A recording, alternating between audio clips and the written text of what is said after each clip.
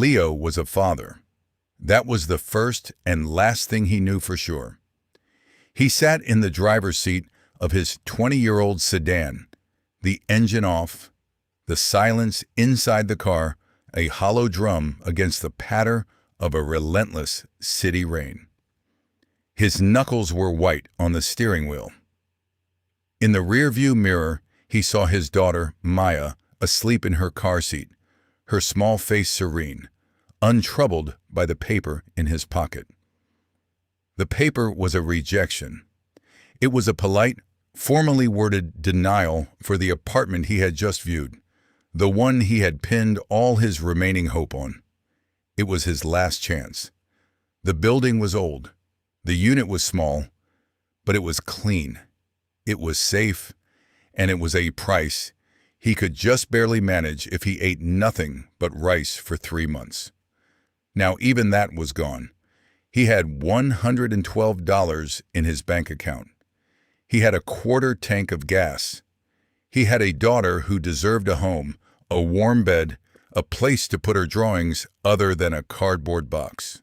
He had a formal letter telling him he was not good enough. He rested his forehead against the cold plastic of the steering wheel. The smell of old upholstery and damp air filled his lungs. It was the smell of failure.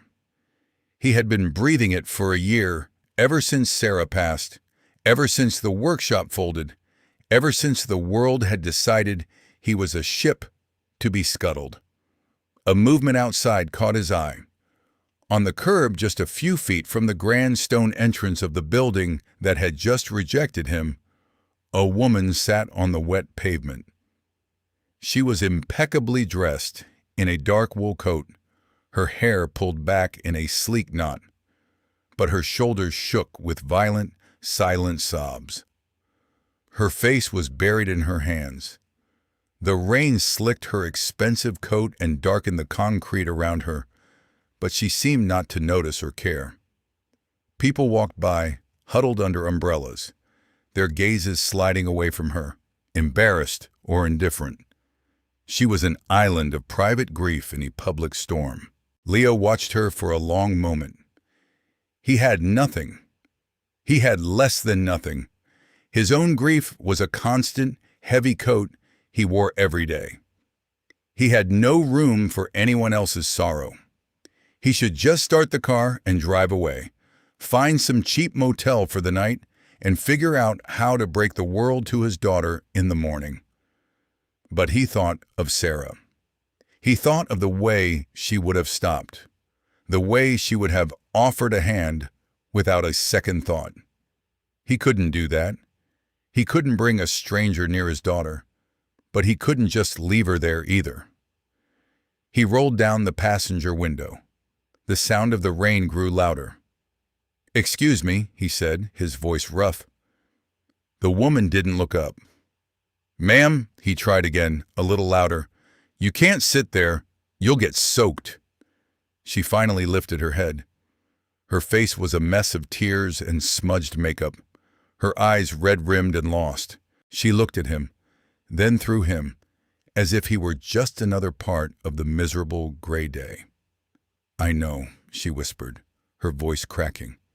And then she put her head back in her hands. Something in him broke. A tiny piece of the wall he had built around his heart. He saw not a stranger, but a reflection of his own despair. "Look," he said, his voice softer now. "My daughter is asleep in the back. I can't offer you a ride, but you can sit in the car, in the passenger seat, just until the rain lets up." She looked at his car, a machine of rust and dents, and then at him, a man with tired eyes and a frayed collar. He expected her to refuse, to recoil. Instead, she slowly, shakily, got to her feet.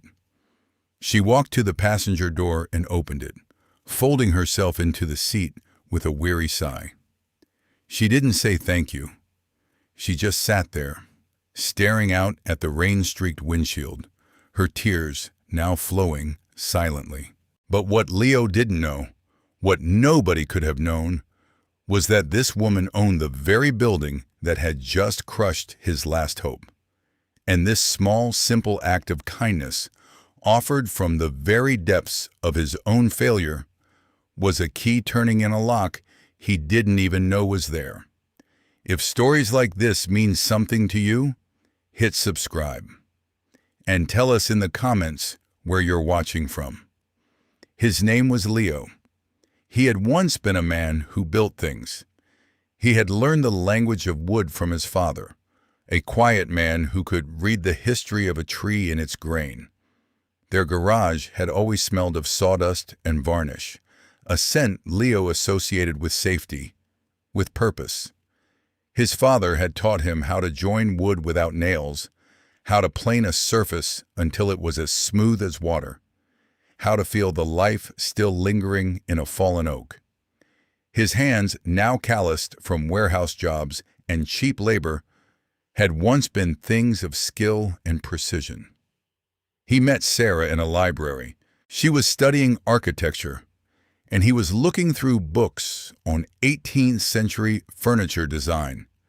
She had a laugh that sounded like wind chimes. She saw the artist in him, not just the laborer. She saw the strong, quiet lines of the man he was meant to be. They built a life together. It was not a grand life, but it was solid. It was hand-built, like a well-made chair. They had Maya, and for 5 years, their world was a small, perfect thing. He and his partner, Ben, had opened a custom cabinetry workshop. They were getting recognized. Their work was good, honest. That was his first life. His second life began the day the doctor gave them the news. The cancer was fast. It was cruel. It took Sarah piece by piece, but it never took her spirit. Her last months were spent in their small apartment, her hand in his, talking about the future she wanted for him and Maya. A house with a yard, a dog, a workshop of his own again, a big one with high windows to let in the morning light. Her death was the first great loss. It was an amputation of the soul. The second loss came 6 months later. Ben, his partner, his friend since childhood, disappeared. He took the business accounts, the deposits, for 3 major jobs, and every dollar they had. He left behind a mountain of debt and a hollowed-out workshop filled with half-finished projects that mocked Leo with their silent potential. The failure was a cold, slow flood. He sold the machines to pay the suppliers. He sold his father's tools to pay the rent. He sold his truck. He took a job loading pallets at night, his body aching, his mind numb. The man who built things now just moved boxes. He and Maya moved from their apartment to a smaller one, then to a room in a boarding house. The room was small and smelled of boiled cabbage and mildew. Maya never complained. She drew pictures of houses with big sunny windows on scraps of paper he brought home from the warehouse. She was her mother's daughter. She saw the world that should be, not the one that was. And that led him here, to this rainy street, to this rejection letter, to this last desperate attempt to find a foothold before he and Maya slipped into the abyss of a homeless shelter. He had searched online for weeks, looking for anything, any sliver of a chance. An ad for an apartment in a building called The Ardmore had caught his eye. It was listed by a property management company, not a private landlord. The rent was impossibly low for the area. The ad was sparse on details, almost warning people away. Unit requires significant cosmetic work, it said. Historic building, no modern amenities. For Leo, that was not a warning. It was an invitation. He could do cosmetic work in his sleep. He didn't need modern amenities. He needed a home. The bus ride to the viewing had felt like a pilgrimage. Maya sat beside him, her small legs dangling high above the floor, her crayon moving furiously across the page. She was drawing a castle. "It's for our new house, Daddy," she had said, not looking up. He had just nodded, his throat tight. The city slid by the window, a blur of concrete and glass. He saw the new condo towers, sterile and impersonal. He saw the sprawling suburbs, their identical houses like markers in a graveyard. He felt no connection to any of it. He was a man out of time, a craftsman in an age of disposable things. When they got off the bus, the Ardmore stood before them. It was not a castle, but it had a quiet dignity. It was 5 stories of dark red brick and carved stone, built in a time when people expected things to last. The windows were large, the entrance arched. It was weathered and worn, streaked with grime, but Leo saw the lines of it. He saw the pride in its construction. It was a building that had been loved by the hands that made it. He felt a strange sense of coming home. The superintendent, a man named Mr. Henderson, met them in the lobby. He was old, with a tired face and kind eyes. The lobby was dark, smelling of floor polish and old paper. A dusty, threadbare runner covered the mosaic tile floor. "You're here for 3B?" Henderson had asked, his voice a low rumble. "Yes, sir. Leo and Maya." Henderson's eyes softened when he saw Maya, who gave him a small, shy wave. He led them up 3 flights of stairs. The wooden banister was worn smooth by a century of hands. The building was silent, solid. Apartment 3B was a wreck. The paint was peeling. The floors were covered in a stained, hideous carpet, and the kitchen was a relic from the 1950s. But the light was good. The ceilings were high. The walls were plaster, thick and solid. He could feel the quality of the place beneath the neglect. "It needs work," Henderson had said, stating the obvious. "I can do the work," Leo had replied, his voice full of a confidence he hadn't felt in years. "I'm a carpenter, a cabinet maker." Henderson had looked at Leo's hands, at the quiet determination in his eyes. He had nodded slowly. "The owner lives out of state. A management company handles everything. They just want a warm body. You fill out the application, your credit's not a total disaster, you should be fine." Leo's credit was a total disaster, but he filled out the application anyway, writing in the margins about his skills, about his desperate need for a stable place for his daughter. He had pleaded. He had poured every ounce of his remaining hope onto that piece of paper. Henderson had taken it. "I'll put in a good word," he'd said. "Call me tomorrow." Leo had called, and Henderson, his voice full of genuine regret, had given him the news. "They denied it, son. Said your income-to-debt ratio was too high. Said you were a risk. I'm sorry. I really am."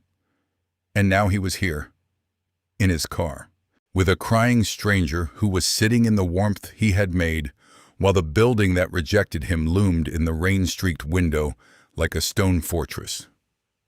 The woman in his passenger seat had stopped crying. She was just breathing, long, shuddering breaths.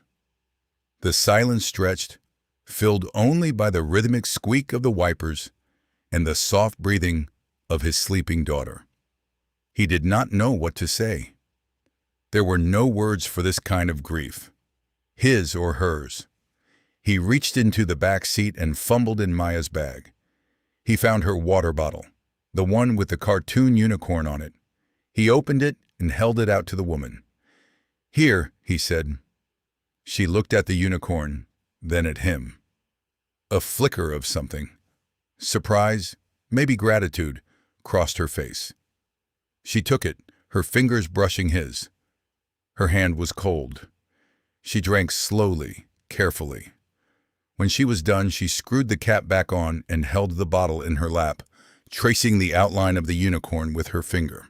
Today is the anniversary, she said, her voice a raw whisper. Leo just nodded. He didn't ask for details. He knew what it was to be haunted by a date on the calendar. My father, she continued, as if needing to say it aloud, he died 5 years ago today. He built this place.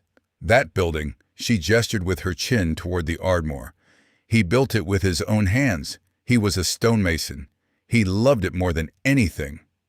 Leo felt a jolt, a strange resonance. A man who built things. He left it to me, she said, a bitter laugh escaping her lips. I never wanted it. I'm in finance. I live 1,000 miles away. To me, it's just numbers on a spreadsheet, assets and liabilities, a portfolio. I hired a management company to deal with it because I couldn't bear to. And every year I fly back here and I stand on this street and I feel like a ghost haunting my own life. She turned to look at him, her eyes searching his face. I feel like I'm failing him. Every peeling paint chip, every cracked tile, it's my failure. The company tells me to sell it, to tear it down and build condos. They say it's a financial drain. But I can't. It would be like bulldozing his headstone. She finally seemed to register her surroundings, to truly see Leo for the first time. I'm sorry, she said, her voice gaining a little strength. I'm a complete stranger, falling apart in your car. Why are you even here? What were you doing at the Ardmore? Leo's heart sank. The fragile, anonymous connection was about to be broken by the ugly truth. I was applying for an apartment, he said, his voice flat. Number 3B. And? She asked. And I was rejected, he said. My application was denied about an hour ago. Not a good enough risk. The woman stared at him. The color drained from her face. She looked from his tired eyes to the sleeping child in the back seat, then back again. A storm of emotions seemed to pass through her. Confusion, dawning horror, and then a shocking, clear-eyed recognition.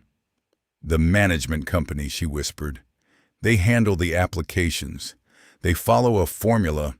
They don't see people. They just see numbers.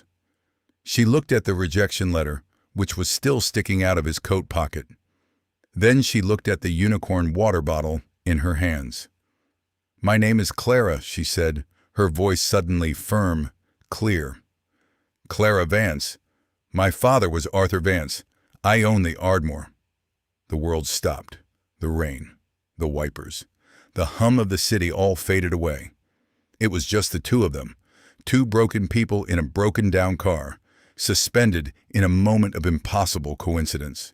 He, the rejected tenant, she, the unknowing landlord. Clara reached into her purse and pulled out a worn leather-bound journal. She opened it to a bookmarked page. My father wasn't much of a talker, she said, her voice thick with emotion. But he wrote things down. After he died, I found this. He wrote it for me, I think, for the person who would come after him. She didn't hand it to him. She began to read aloud. Her voice was steady now, imbued with the weight of the words she spoke. A building is not just brick and mortar. It is a vessel. It holds the lives of the people inside it. It remembers the laughter in the hallways and the arguments behind closed doors. It remembers the quiet mornings and the sleepless nights. It is a silent witness to the human heart. Leo listened, mesmerized. The words were simple, direct. They were the words of a craftsman. I did not build this place to make a fortune, she read, her voice gaining power. I built it to make a home, not just for me, but for others. For people who understand that the value of a thing is not what it costs, but what it lasts. I laid every stone with the hope that the person living within these walls would be a person of character, not of credit. A person who needs a foundation, not just a roof. She paused, taking a shaky breath. He writes about the tenants he had over the years. A war widow who paid her rent in home-baked bread for a year.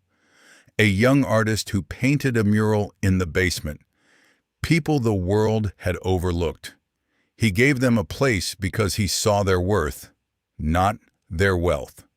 She looked up from the journal, her eyes locking with Leo's. The last thing he wrote, she said, her voice barely a whisper, was this: "The hearth holds what the heart cannot carry. When you find someone who understands that, you will have found my true heir." Leo felt a profound, aching connection to this man he had never met. Arthur Vance's philosophy was the echo of his own father's, of his own soul.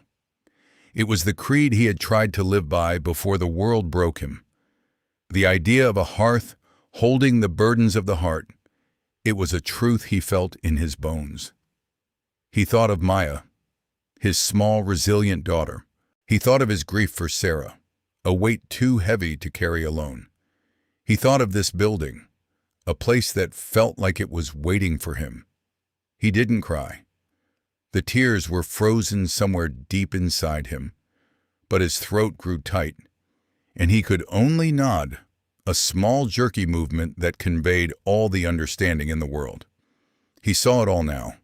Her burden, her father's legacy, the soulless calculus of the management company, his own desperate situation.